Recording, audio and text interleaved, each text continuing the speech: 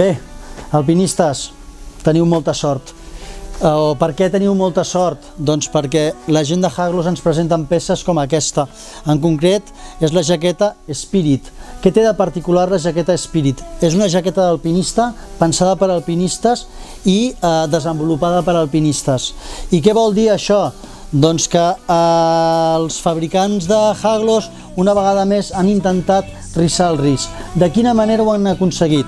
Doncs, com sempre, com és clàssic amb les jaquetes d'alpinisme, aconseguir posar uns materials prou lleugers, prou comprimibles, però molt resistents a l'abrasió, muntats sobre un Pro o un Pro Shell, de manera que aconseguim molta resistència a fora, però també molta resistència a la part interior i detalls interessants.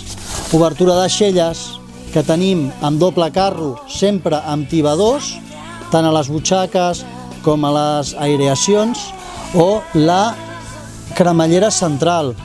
Què aconseguim amb això? Doncs això, quan porteu guants, ja ho sabeu, no tens que estar-te traient el guant perquè no pots agafar l'orella de la teva cremallera, de manera que pots obrir i tancar fàcilment, d'acord?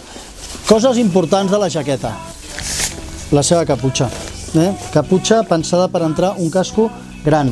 Per tant, alpinistes, aquí entren els cascos per molt cap que tingueu, d'acord?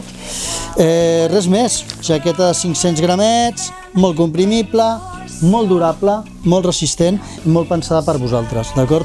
Per fotre-li canya i no rebentar-la a la primera de canvi, d'acord? Res, peça presentada, Spirit, de la gent de Haglos. Ens veiem, fins una altra.